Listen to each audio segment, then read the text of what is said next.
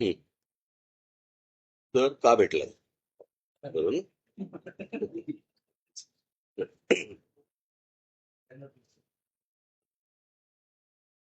ते तिथे जे उभे होते ते आले नाहीत का? हं?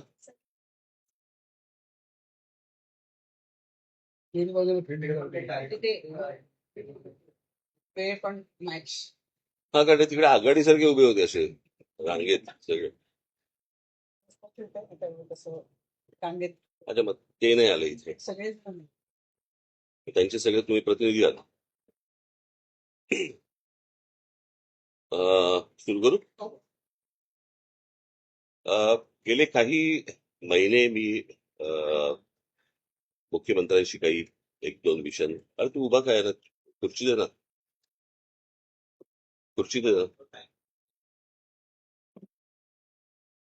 अं, काही महत्वाच्या विषयांवरती मी त्यांच्याशी बोलत होतो आणि साधारणपणे त्याचा एक कशा प्रकारे आराखडा आखता येईल. तुम्हाला कल्पना असेल की 2014ला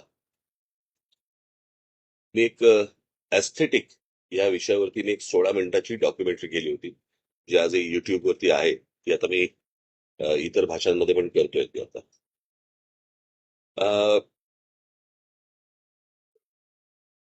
टाउन प्लॅनिंग आणि या सगळ्या गोष्टी ह्या माझ्या तशा आवडीचे विषय आहेत.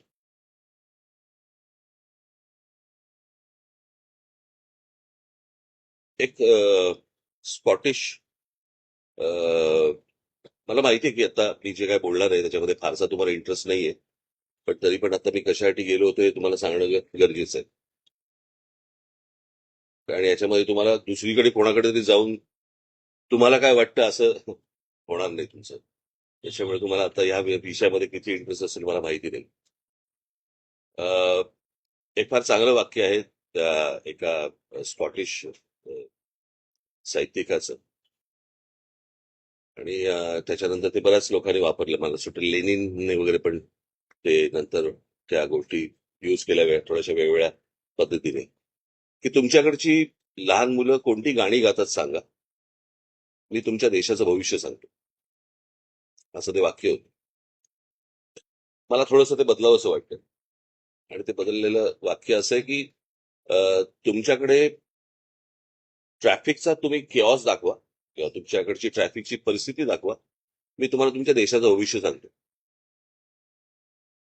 आज मुंबई, म्हणजे ही जी शहर आहेत, खास करून मुंबई, ठाणा, पुणा, नाशिक, नागपूर, संभाजीनगर किंवा इतरही आपली अनेक शहरं जी उभी राहत आहेत, यातल्या बऱ्याचशा सगळ्या शहरांमध्ये आज खूप मोठ्या प्रमाणावरती रिडेव्हलपमेंटची कामं मोठ्या प्रमाणावरती उभी राहत आहेत आणि सरसकट सर्रास सगळ्या ठिकाणी ह्या गोष्टी होत आहेत. त्याच्यामध्ये प्रचंड मोठ्या प्रमाणावरती अनधिकृत गोष्टी पण होत आहेत. आज जिकडे 50 माणसं राहत होती त्या ठिकाणी 500 माणसं राहायला आली आहेत एका जागेत. माणसं वाढली आहेत, त्यांच्या गाड्या वाढल्या आहेत, ट्रॅफिक वाढलाय आणि ते सगळ्या गोष्टी रस्त्यावरती आल्या. म्हणजे साधारणपणे 26 जुलैला जो पाऊस पडला होता तो साधारणपणे काहीतरी, मी चुकत नसेल तर काहीतरी 900 इंच वगैरे काहीतरी पाऊस एका दिवसात पडला होता. परवाचा पाऊस साधारणपणे 400 इंच वगैरे पडला. बरोबर ना? त्या 400 इंचामध्ये जर ज्या प्रकारचा केऑस आपण मुंबई उपनगर आणि इतर आजूबाजूच्या शहरांमध्ये बघितल्यानंतर आपल्या लक्षात येईल की रस्ते कमी आहेत, ट्रॅफिकला शिस्त नाही, कोणी कुठेही गाड्या पार्क करतायत, काहीही चालू आहे. आणि अशा परिस्थितीमध्ये याचं जर उत्तर आता सापडलं नाही किंवा याच्यावरती जर समजा आता काम नाही केलं राज्य सरकारने, काय झालंय, आपण कबुतर, हत्ती आणि इतर गोष्टींमध्ये आपण इतके अडकलोय की या ज्या मूलभूत समस्या ज्या आहेत याच्याकडे कोणाचंच लक्ष नाही. म्हणजे अ, लोकांना गाड्या पार्क करण्यासाठी म्हणून ज्या पार्किंग लॉट जे उभे करायला पाहिजेत सरकारकडनं किंवा महानगरपालिकेकडनं, काही केलेत नॅशनल भागने, पण लोक तिकडे जात नाही. मला असं वाटतं की या ठिकाणी लोकांनी गाड्या पार्क करणं, जिथे पार्किंग नसेल तिकडे, आणि या प्रकारची एक शिस्त लावणं गरजेचं आहे. अनेक ठिकाणी ज्या बाहेरच्या राज्यांमधनं लोक आलेत, बाहेरच्या प्रदेशामधनं लोक आलेत, जे आज ओला आणि इतर टॅक्स्या आणि रिक्षा आणि सगळ्या गाड्या चालवत आहेत त्यांना माहितीच नाहीये या शहरांमध्ये काय प्रकारची सिस्टीम असली पाहिजे, कुठे गाड्या पार्क केल्या पाहिजेत, कुठे लावल्या पाहिजेत. डबल पार्किंग करत असतात, नो पार्किंग मध्ये लावत असतात, कुठेही लावत असतात. आणि त्या दृष्टिकोनातनं मी एक छोटासा आराखडा आज मी मुख्यमंत्र्यांना दिला. त्या प्रकारे आता तिथे मुंबई पोलीस कमिशनर, त्याच्यानंतर मला असं वाटतं ट्रॅफिकचे जॉईंट सीपी कुंभारे साहेब, अ, अशा सगळ्या लोकांना तिकडे बोलवलं होतं आणि तिथे ती बैठक झाली आणि मी काही नमुने त्यांना हा पण आवाज येणार नाही.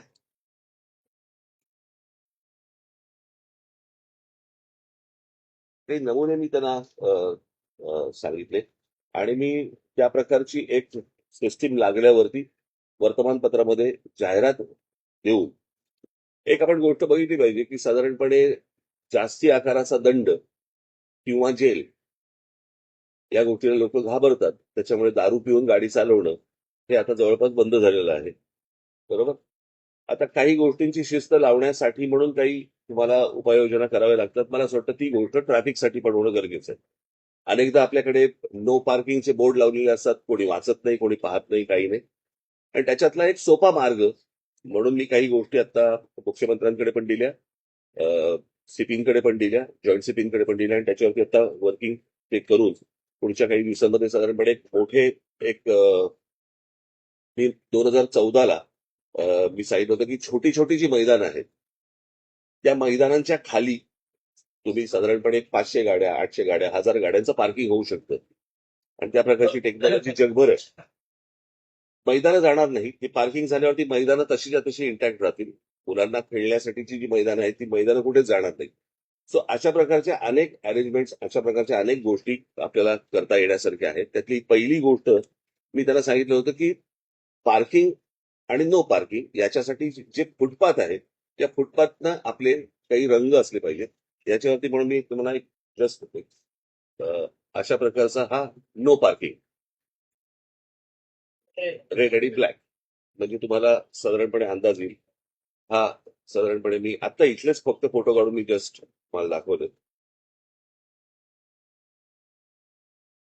या प्रकारचे की इथे गाड्या पार्क करायच्या नाहीत आणि केल्या तर काय प्रकारचं त्यांना शासन होऊ शकतं किंवा काय प्रकारचं त्यांना दंड आकारला जाऊ शकतो यावरती आता मला असं वाटतं राज्य सरकार त्याच्यावरती काम करतंय. त्याचे जनरल त्यांना आखण्यासाठी म्हणून कुठे कुठे पार्किंग असू नये. म्हणजे मुंबईचा मॅप घेता किंवा ठाण्याचा मॅप घेता, पुण्याचा घेता हे त्यांना सोपं करावं म्हणून. आणि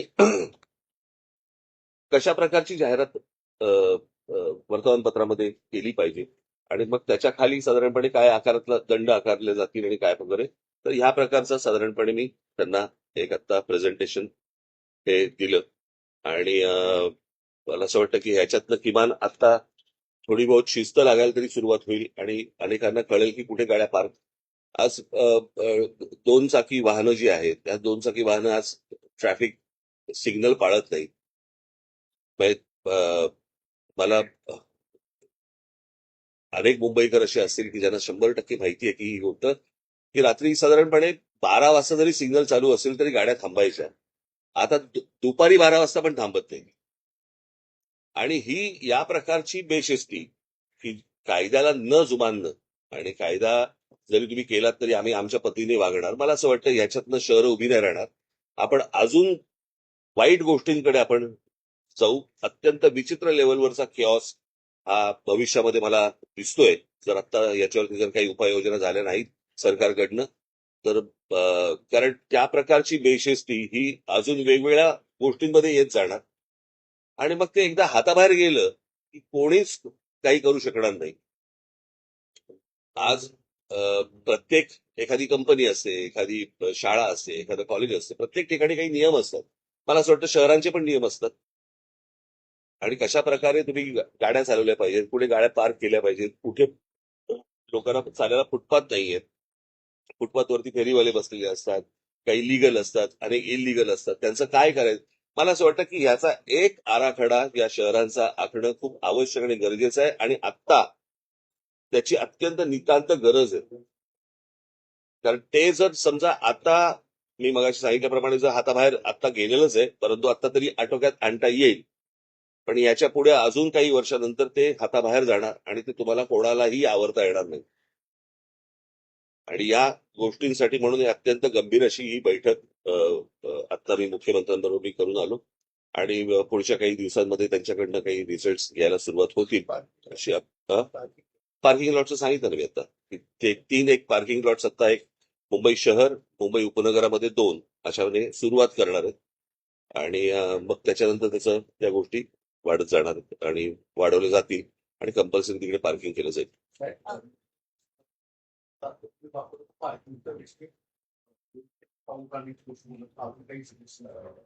त्या बेसिक मोठे केलेले आहे आणि काल जो पाऊस झाला त्याच्यात आपण 2 गोष्टी पाहिजे. नवीन किंवा परिसरामध्ये तितकाच पाऊस झाला तेवढा वसई ग्राम परिसरात थोडंसं पाठवण्यास केलं जाणार तर तरी सुद्धा दोन्ही शहरांमध्ये जर बघितले मी काही त्यातला तज्ज्ञ नव्हे. मला असं वाटतं जी लोक तज्ज्ञ आहेत त्यांना सरकारने बोलवलं पाहिजे आणि आपल्याकडे अशा प्रकारचे तज्ज्ञ अनेक आहेत की जे यामध्ये सजेशन सरकारला देऊ शकतात. फक्त हे वॉर फुटिंगवरती तातडीने याच्यावरती उपाययोजना होणं गरजेचं आहे. कळलं का? आणि मला असं वाटतं की याच्यावरती मी काही नावं सजेस्ट करीन आपणही काही नावं सजेस्ट करा जे आपण सरकारला सांगून आपण ही गोष्ट करून घेऊ शकतो.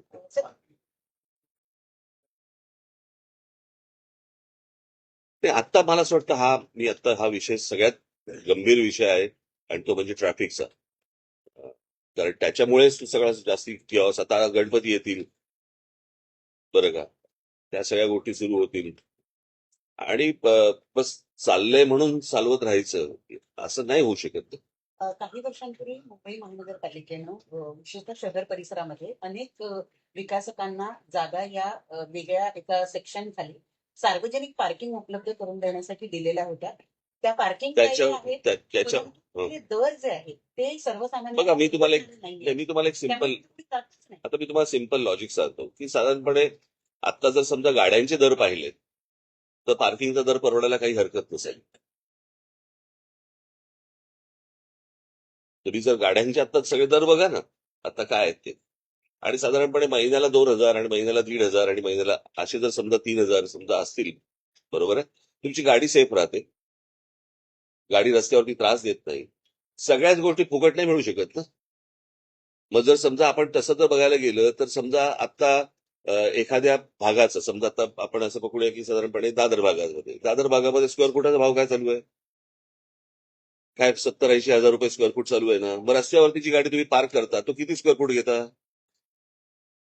ते स्क्वेअर फुटात मोजायचे का आता हा असं करून नाही चालणार ना. मला असं वाटतं प्रत्येकाने या गोष्टींचा विचार केला पाहिजे. प्रत्येकाने याचा अर्थ माझ्या सकट सगळ्यांनी मे बी काय दुसऱ्यांना फक्त बोट दाखवतो अशाचा भाग नाहीये. प्रत्येकाने या गोष्टीचा विचार केला पाहिजे. ही बर्बाद होतील शहरं आणि आता आपण बर्बादीकडे चाललेलो आहोत. कशाचा पायपोस कोणात नाही. आज मुंबईमध्ये एवढ्या एजन्सीज काम करत असतात. म्हाडा आहे मुंबई महानगरपालिका आहे इतर सगळ्या कोणाच्या एकत्र बैठका होत नाहीत. आपण दरवेळेला सगळ्या गोष्टी विनोदाने म्हणत असतो की हे खणून गेले की हे येतात मग हे खणून जातात मग ते हे आपण विनोदाने बोलतो. पण मला असं वाटतं की ह्याचा एकदा काहीतरी सोक्षमोक्ष लागला पाहिजे ना.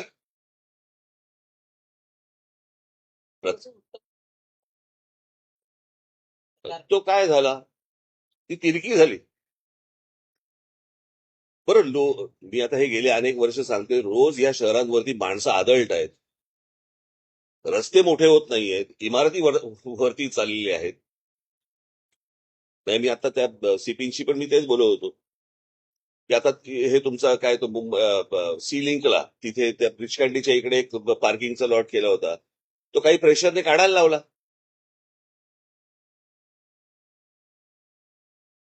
काही धनदांडगे वरतून जे येतात आणि आमच्यासमोर पार्किंग नको तुमच्यासमोर पार्किंग नको म्हणजे काय.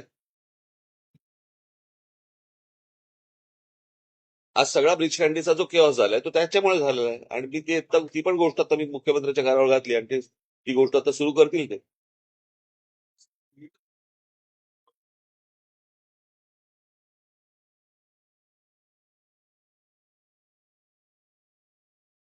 नाही मी परत तुम्हाला तेच सांगतो ना म्हणजे ह्याचं कारण येणारी माणसं जी आदळतात त्याच्यामुळे ना.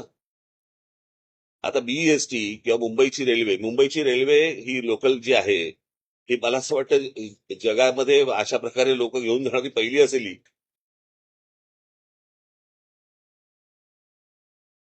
ज्या प्रकारे लोक रोज लोकलमधनं प्रवास करतात हे थक्क करणार आहे. त्याच्यातही तुम्ही रोज रेल्वे चालू आहे. पण मी मी माझा माझा मूळ मुद्दा येतो की ही माणसं येणारी थांबवली पाहिजेत तुम्हाला. बाहेरच्या राज्यांमधली बाहेरची शहरं ही तुम्हाला डेव्हलप करावी लागतील. माणसं येणं थांबवणं गरजेचं आहे. त्याशिवाय हे प्रश्न सुटणार नाहीत. पण त्यातल्या त्यात आता मला असं वाटतं जेवढ्या गोष्टी आपल्याला हातात शक्य आहेत तेवढ्या तर गोष्टी केल्या पाहिजेत. मग मी दरवेळेला सांगत असतो की बाबा 4 प्रकारच्या जमिनी आहेत.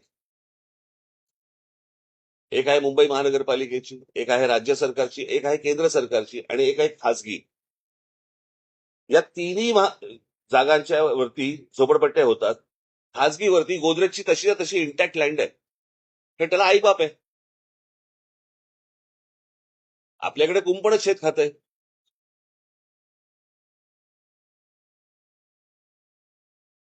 आणि त्याच्यामुळे आज ज्यांना तुम्ही गाड्यांची लायसन्सेस देताय त्यांना त्यांना हे शिकवले जात नाही कुठे गाडी पार्क करायची आणि कुठे कसं वागायचं. कारण त्यांना कोणत्याही प्रकारचा दंड नसल्यामुळे किंवा कोणत्याही प्रकारची त्यांना भीती नसल्यामुळे या सगळ्या गोष्टी शेवटी सरकारची अशा बाबतीत नको तिकडे भीती दाखवतात. कळलं का? की तुम्हाला काय ते नवीन काय फ्रेज आणली नक्षल काय शहरी नक्षलावर नसलं. हा अर्बन नक्षल. ते अर्बन नक्षलपेक्षा इथे शिस्त लावा ना.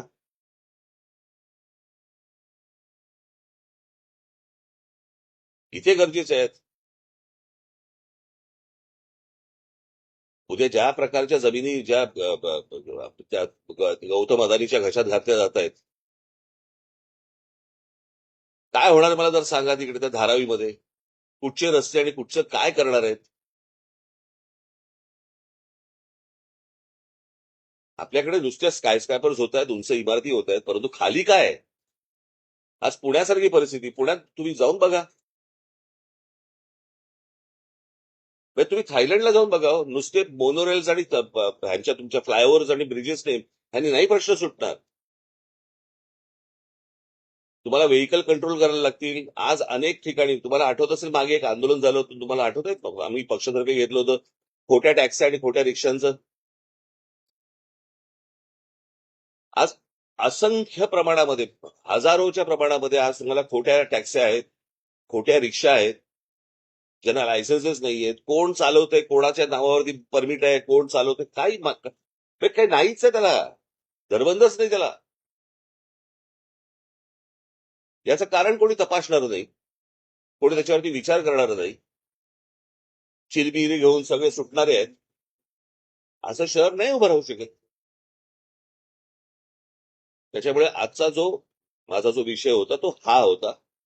आणि माझी तुम्हाला सगळ्यांना विनंती आहे की विनाकारण आत्ता मला इतर कुठचेही पॉलिटिकल प्रश्न न विचारता कृपा करून जर समजा या विषयाचं गांभीर्य राखून जर समजा तुम्ही हा विषय लावलात तर मला आनंद होईल त्या गोष्टींचा. एवढीच फक्त माझी तुम्हाला विनंती आहे.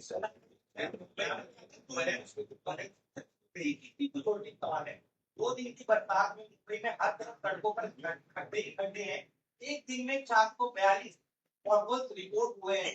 कॉन्क्रीट करने का दावा किया गया लेकिन लोग खड्डों में गिर रहे हैं। एक डेथ भी हो गई में आज ही कई गोष्ट मिले जिनकी मी तुम्हाला एक गोष्ट सांगू का. रस्ते बनवणे आहे ना रस्ते बनवणे हा साधारणपणे धंदा आहे. बरोबर. धंदा कशा अर्थाने बोलतोय मी की टेंडर काढायची रस्ते बांधायचे ते खराब झालेच पाहिजेत.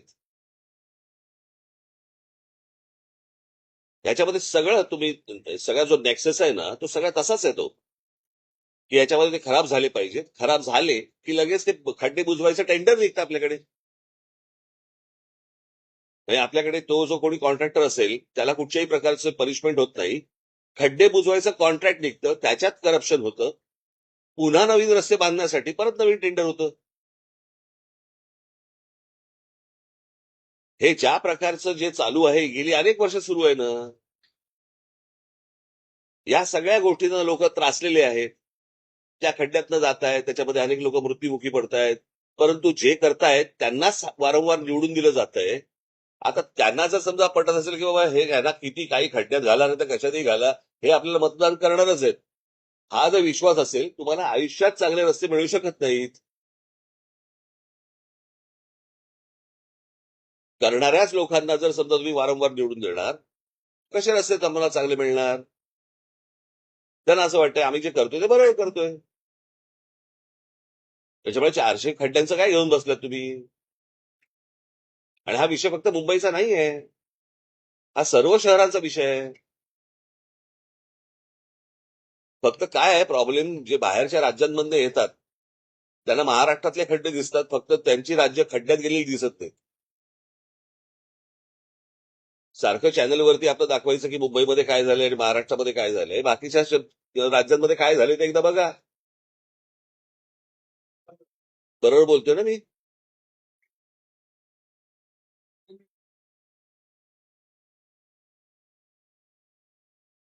सॉरी बाबा, ऐकलं नाही मी. सीएम या सगळ्या गोष्टीवर त्यांचं काय म्हणणं आणि दुसरं तरच सांगतो सगळ्यात मूळ मुद्दा पण असेल की मुंबई शहरावर त्यांच्याशी होऊ मुंबई शहरावरती नुसता लोड नाही येतोय, तो ठाण्यावरती येतोय, तो पुण्यावरती येतोय, तुम्ही नाही, तुम्ही महाराष्ट्रातल्या सर्व शहरांवरती येतोय तो.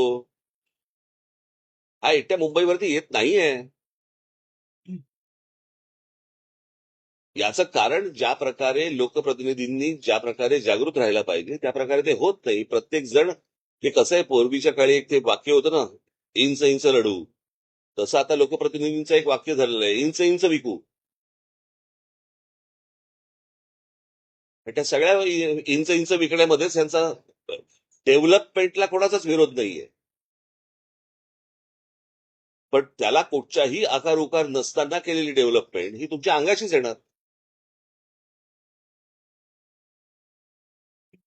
काय होतंय आपण हे पिल्लू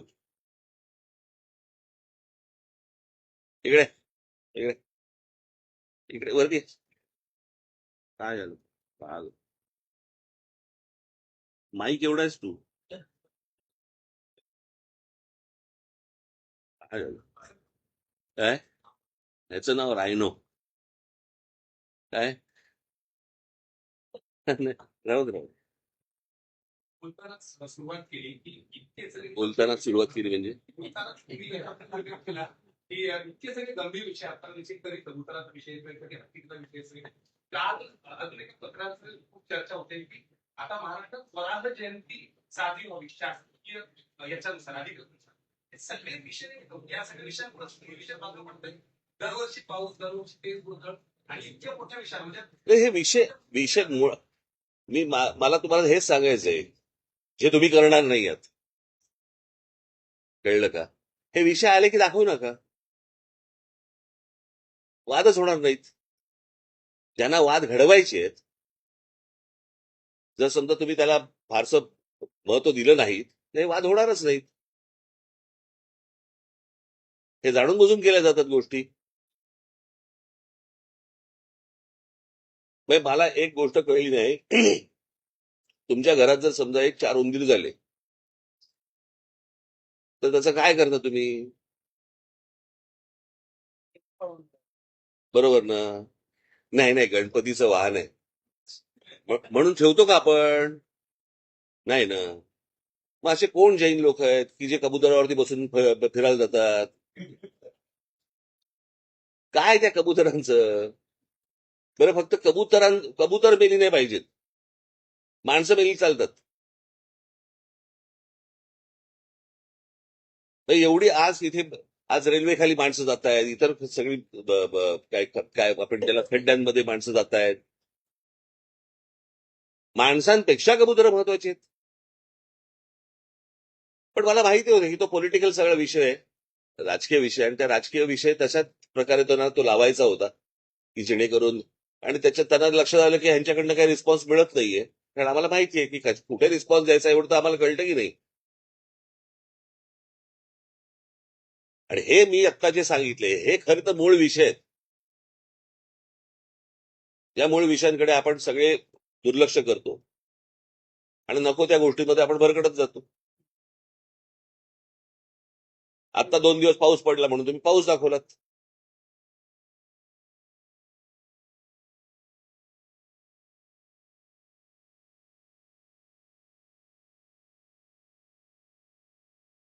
अहो या सगळ्या सरकारने ना इथे हा बंगला आहे माहिती आहे, इथे पांढरा बंगला आहे माहिती आहे, सेनापती बापटाच्या पुतळ्याच्या मागे. हा, तो मोडकांचा बंगला आहे. ते इंजिनियर मोडक, त्यांना रोज येऊन नमस्कार केला पाहिजे. हे माहीम, दादर, वडाळा, हिंदू कॉलनी, परळ, नायगाव, ही सगळं टाउन प्लॅनिंग हे त्या मोडकांनी केलंय ब्रिटिशांच्या काळात. त्यांच्या नावाने तो मोडक सागर आहे.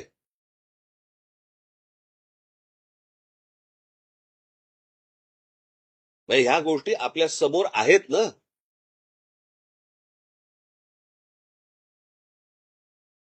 आणि मला प्रश्न पडतो की हे कोणीतरी येणार, बाहेरून येणार आणि हे आम्हाला प्रश्न विचारणार काय मुंबईची परिस्थिती झालीये म्हणून.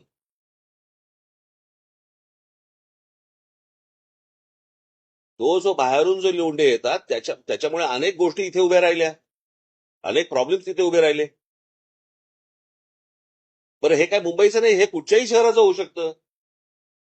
उद्या जर समजा तुम्ही कुठच्या दुसऱ्या राज्यांमध्ये गेलात आणि इतकी माणसं जर त्या राज्यामध्ये लखनौमध्ये गेली, आता मला तुम्ही सांगा त्या कुंभच्या वेळेला म्हणजे त्या काय ते प्रयागराज, हा, त्याची लोकसंख्या किती आहे प्रयागराजची?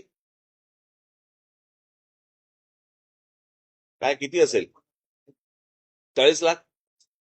आता 40 लाख लोक राहतात तिकडे. कुंभसाठी जर समजा काही कोटी माणसं गेली तर त्याचं काय होईल? तिकडे तर जाऊन परत आले, इकडे तर येत आहेत आणि राहतायत. काय होईल मला सांगा या शहरांचं? आज तुम्ही नुसतं पत्रकार म्हणून विचार करू नका. उद्या तुमची मुलं आहेत, त्या मुलांची मुलं आहेत, ती इथे राहणार आहेत. कशी राहणार आहेत?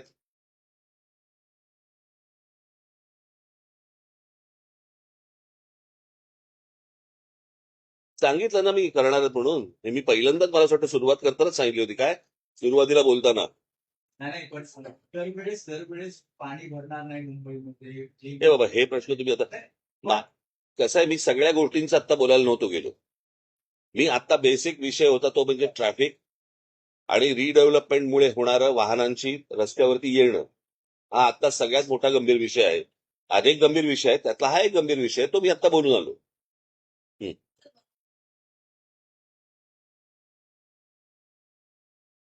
मिसिंग.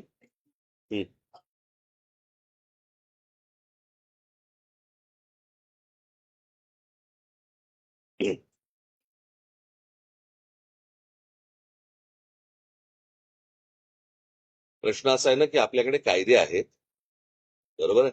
आपण लॉ अँड ऑर्डर म्हणतो ना. सो लॉ आहे, ऑर्डर नाहीये. आपल्याकडे कायदे आहेत, आपल्याकडे सगळ्या गोष्टी आहेत, परंतु या प्रकारची कोणतीही गोष्ट काय मी तुम्हाला तेच सांगतो ना की हा विषय गंभीर महत्वाचा आहे. हेच मुळात राज्य सरकारमध्ये मान्य होत नाही ना. हे राज्य सरकार फक्त नाही म्हणत मी, अगोदरची सगळीच राज्य सरकार. तुम्ही कोणत्याही राज्यामधल्या राज्य सरकारमध्ये टाउन प्लॅनिंग असा विषयच येत नाही. आपल्याकडे डीपी बनतो पण टीपी नाही बनत. म्हणजे सरकार बसणार त्याच्यावरती डेव्हलपमेंट प्लॅनवरती. कशासाठी? कारण जमिनी विकता येतील, इथे हॉस्पिटल टाका, कोणाशी बोलून घ्या, इकडे अजून हे करा. पण टाउन प्लॅनिंग म्हणून जी गोष्ट असते, आता मी मगाशी माझा विषय अर्धवट राहिला पुण्याचा. पुण्याची परिस्थिती तर आता अशी आहे की पुणे साधारणपणे एखाद्या शहराची लोकसंख्या किती असते ना त्याच्याप्रमाणे साधारणपणे तिथे 15% रस्ते लागतात. हं? आता पुणे शहराची परिस्थिती अशी आहे की तिकडे साधारणपणे 7 का 8% फक्त रस्ते आहेत. कारण रस्ते जुनेच आहेत. ह्या बाजूनी पुणे वाढतंय, पण पुण्यात जर समजा बघितलं तर रस्ते तेवढेच आहेत. त्या ठिकाणी आज मुंबईमध्ये रस्ते तेवढेच आहेत. त्या ठिकाणी जर समजा तुम्हाला इमारती येत गेल्या आणि 50च्या ठिकाणी 500 माणसं आली, कसं होणार मला जरा सांगा. आता माझी सीपी पण तेच बोलत होते. तुम्ही मला असं वाटतं की मला तुम्ही सीपीना भेटा एकदा या विषयामध्ये. ते म्हणाले की तिकडे आता जे हे काय तुमचं झालं ना फिनिक्स आणि ते सगळं काय कोण तो अजून कोण इंडिया बुल्स वगैरे त्या लोकांना सांगितलं होतं की तुम्ही इमारती आतमध्ये घ्या, रस्ता वाढवता येईल वगैरे. काही नाही, लक्षच नाही. आणि संध्याकाळी म्हणे तिथे त्या रस्त्यावरती अचानक 6-6, 8-8 हजार गाड्या बाहेर पडतात.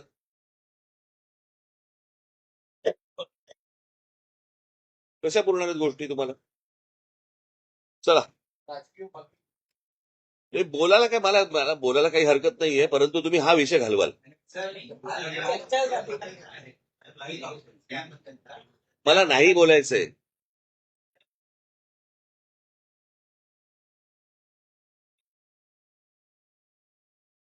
मी वाचलं काय आहे ते, काय आहे ते?